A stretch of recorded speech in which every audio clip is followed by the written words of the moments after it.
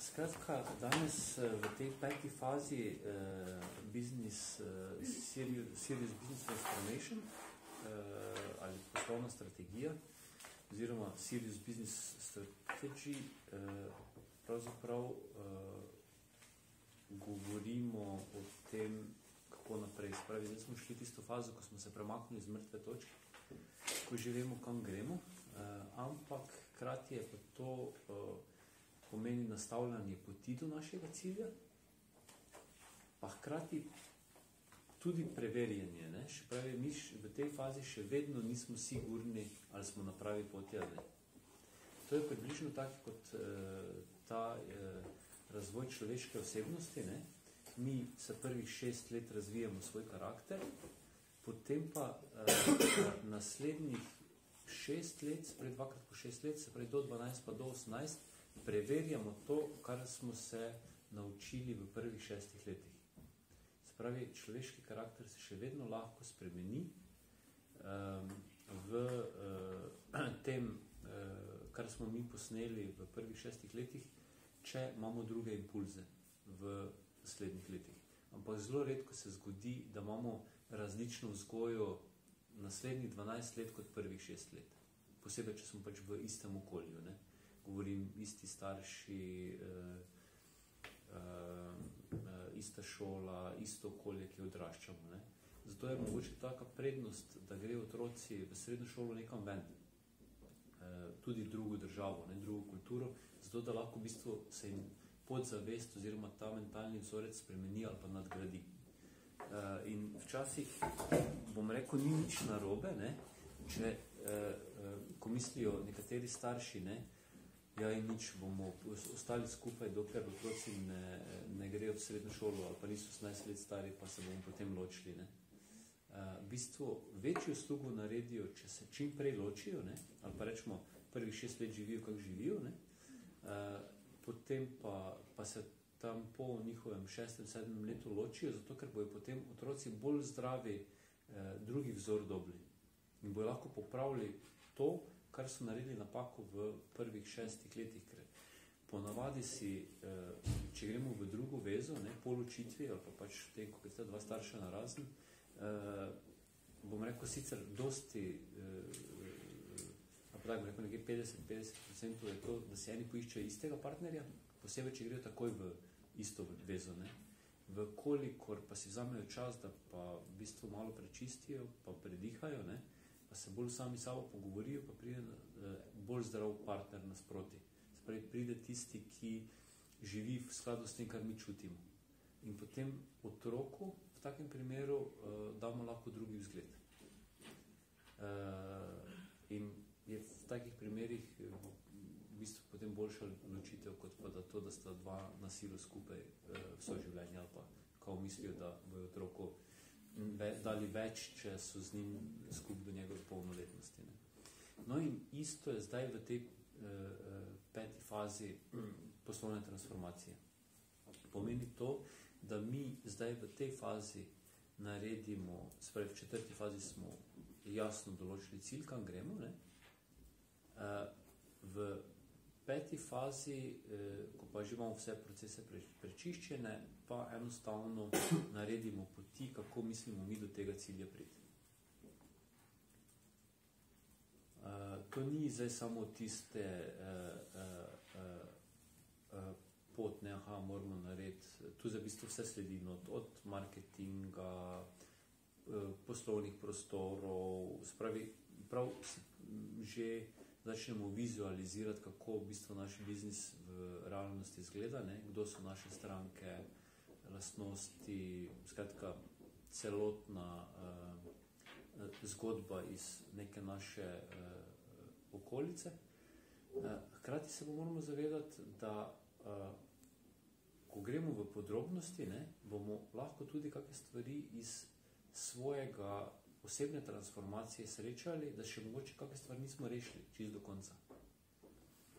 In v takih primerih se v bistvu je to tisto za preverjanje, ne? Ali smo mi v prvih korakih tega osebne transformacije naredili vse ali ne. Spravi, dokler smo mi v procesu osebne poslovne transformacije oziroma celega uvajanja dinamičnega modela se ni spreminjamo. Ne? V bistvu nadgrajujemo. To je tako, ne vem, če ste delali z lesom ali pa nekaj, ko mislite, da je že zdaj do konca obdelano, ne? Pa še v bistvu še malo pobrusiti treba. Ne? V bistvu gremo. In tudi enkrat, ko je dinamični model v podjetju do konca spostavljen, ne pomeni, da je zgodbe konec. Mi moramo na sebi več čas delati. Ne? Tako smo imeli v čisto začetku, ne? Ko mi v bistvu začnemo spoznavati sebe, kaj nam je na športu, na prehrani všeč, kaj nam je na intelektualnih storitvah všeč, kaj je naša zabava, kaj je naš mir. Ne? Spravi, to se lahko tedensko ali pa na letnem nivoju vedno druge aktivnosti iščemo. Ne? Pomeni, da mi v bistvu dnevno spoznavamo sami sebe. Ne? In s tem, ko se mi v osnovi ukvarjamo dnevno, kdo smo, kam gremo, kaj želimo, kaj nam je všeč, ne dajemo več energije drugim. Spravi, več posvečamo sebi. In ko že dinamični model vodenja v popolnosti deluje, ne, se še mi vedno moramo sami sabo ukvarjati. Ampak to nam ni več tisto moramo, ne, ampak je nam že to fajn, da se ukvarjati sami sabo. In tako mi v bistvu dnevno rastemo in nivo dinamičnega modela vodenja v bistvu dvigujemo. Vedno manj je tega vračanja. Ne. Drugače pa mi skozi teh 7 faz gremo dnevno na osebnem in poslovnem nivoju. Se pravi tudi, ko zdaj, mi se sicer pač v tem trenutku pogovarjamo o postavitvi generalno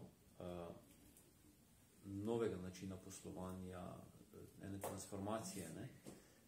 Ampak potem, ko vi pa enkrat zalaufate ta dinamični model, pa boste, se pravi, vi potem dobivate, dnevno morate neke odločitve sprejemati, ne? Ali so to novi produkti, novi zaposleni, nove okoliščine na trgu, kakorkoli, vedno morate potem iti po tem postopku preverjanja. Ali to paše v vašo strategijo, kaj to pomeni za vaš osebni poslovni cilj, ko prije neki novi produkt, ne? Ali pa tisti, ki se z razpisi ukvarjate. Ne? Vedno, ko berete pogoje, greste skozi teh 7 faz. Kaj ti razpisi, te pogoji v teh razpisih prinašajo k vam. Ne? Ker vsak razpis je približno isto, kot da knjigo berete. Vi morate ogromno nekega prebrati, pri tem sproducirate v svoji glavi, ne? In greste v bistvu skozi neke miselne procese sami pri sebi. In v taki fazi to pomeni, vedno se vračate nazaj. Kolikokrat se vam zgodi, da pridete v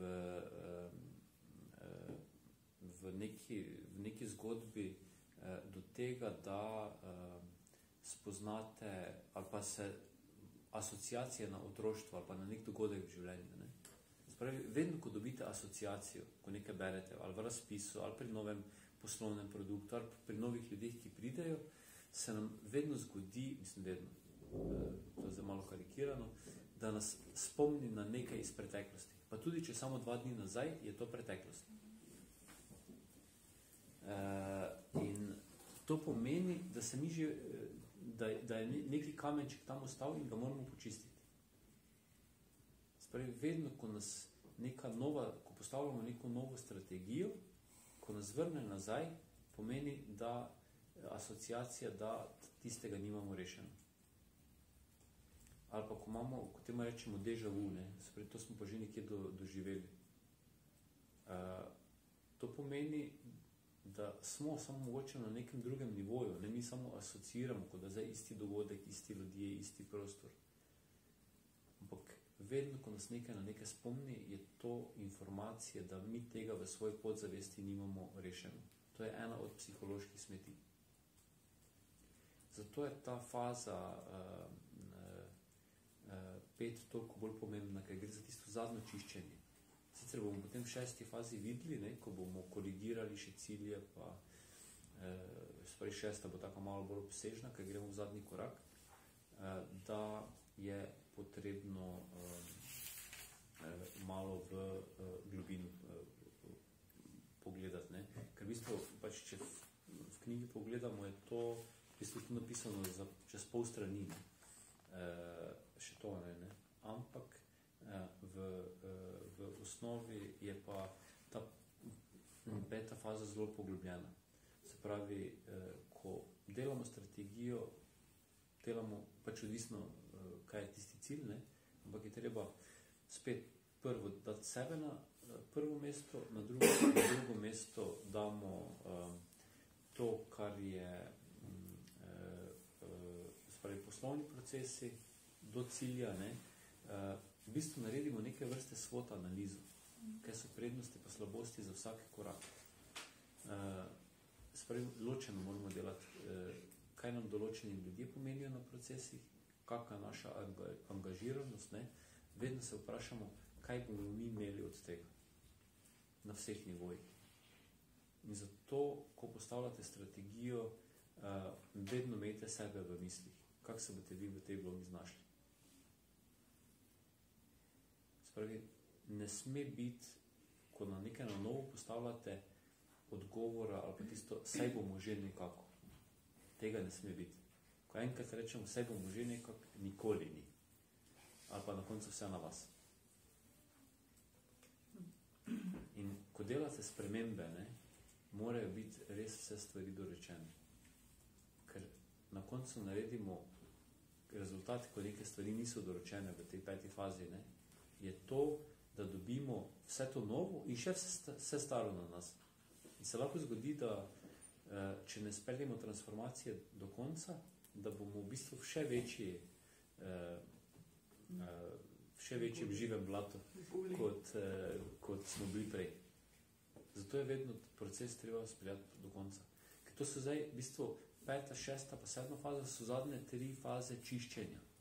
In dosti veliko ljudi misli, ne, da vse zdaj smo že pa vse naredili. Ampak če ne prideš do konca, ne moreš pač reči, da si speljal do konca. Jaz se vedno spomnim na tiste nogometne tekme na evropskih svetovnih prvenstvih, ko je bila Slovenija tik pred tem, ne vem, vodila že ne vem, za 2 točke, bili so pa v zadnjih 3 minutah dobili 2 gola, da je bilo izenačenje, pa so celo zadnji gol izgubili. In to je to. Ampak to se zgodi ponovadi takrat, če nimamo dovolj fizične pa psihične kondicije. Zato je v bistvu taki veliki poudarek, zakaj ves čas predvsem menedžerjev spodbujam, da imajo telesno aktivnost. Pa da so pozorni na hrano. Zato, ker hrana je gorivo in mora biti tako gorivo, da je kvalitetno, da je čim večji izkoristek, ne? In da je telesna aktivnost zato, da imajo možgani dovolj kisika. V bistvu kondicija v osnovi to pomeni, da lahko možgani normalno funkcionirajo. In to sta v bistvu v ključni fazi, da mi imamo to kondicijo, da speljemo stvari do konca. In ta spravi, če tudi 5. speljemo do konca, še vedno moramo 6. in 7. speljati. Ne pa, da se stavimo tik pred koncem. In seveda, ko stvari pripeljemo, je 5. faza končana šele takrat, ko jo zanaliziramo. Spravi, tukaj v bistvu, kaj je rezultat v fizični rezultat, je strateški dokument podjetja oziroma našega posla. Ker vi tudi, če ste del nekega sistema, ne spravi, da nimate svojega podjetja, ampak ste del nekega sistema, je fajn, da si vi v bistvu sami sebi naredite poslovni načrt. Spravi, vaše delovno mesto, ki ste, je lahko poslovni načrt. Spravi, ne glede na to, ali ste direktor, lastnik, ali pa ste samo eden od administracije. Vi izvajate neki posel in si naredite lahko poslovni načrt sami za sebe, oziroma vašega delovnega mesta. In to je v bistvu rezultat 5. faze. Tudi se ni neke specifike, na kak način mora ta poslovni načrt izgledati, ne?